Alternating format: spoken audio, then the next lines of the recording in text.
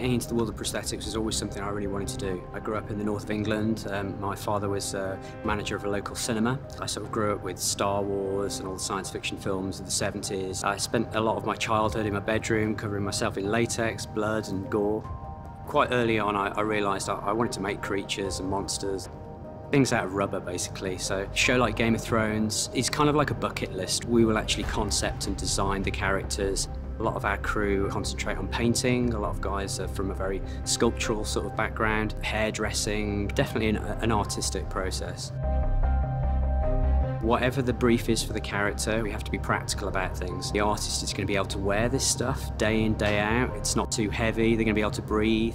So to create a prosthetic makeup and apply it to an actor is very much a team effort. From your sculpting, your mold makers, your people who run silicons, people who put hair onto pieces. You could have a team of 10, 15, 20 people who could do the whole process from start to finish. And then you could have 2 to 5 people on the day actually gluing these pieces on. So it's definitely a team effort, and it's something I couldn't be responsible for myself.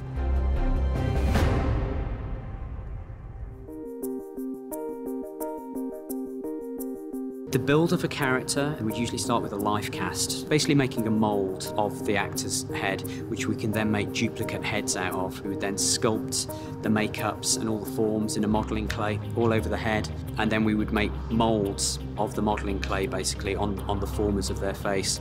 Once we have our moulds, the majority of our appliances are made out of silicone rubber, which can be glued to the face, and then the edges can be blended away.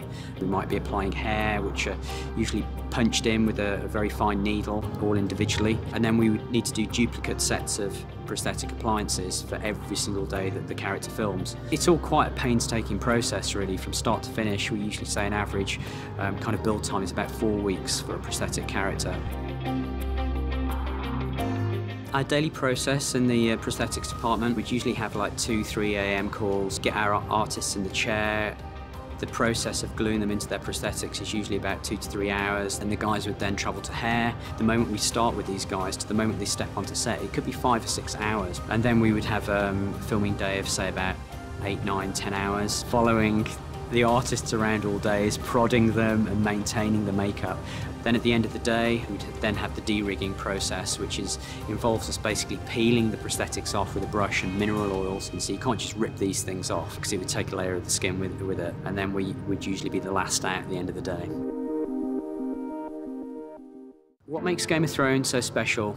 I don't think I've ever worked on a project that's got such a varied amount of prosthetics and have such a variety of things to make that it's very rare you'll be on a project and you'll be decapitating somebody the one week and then you'll be doing a full body prosthetic the next week. But the most enjoyable memories was probably the end of Hardhome last year. It was very cold, wet, muddy, smoke, snow. We had it all going on. We were covering them in loads of rubber each day. At times it felt like pandemonium, and then you just look across and have a look at the monitor, and it was so cleverly choreographed and orchestrated. You couldn't believe what you were seeing on film was what was right next to you. The feeling of achievement was incredible. I think that's probably one of the best memories I'll take home so far from Game of Thrones.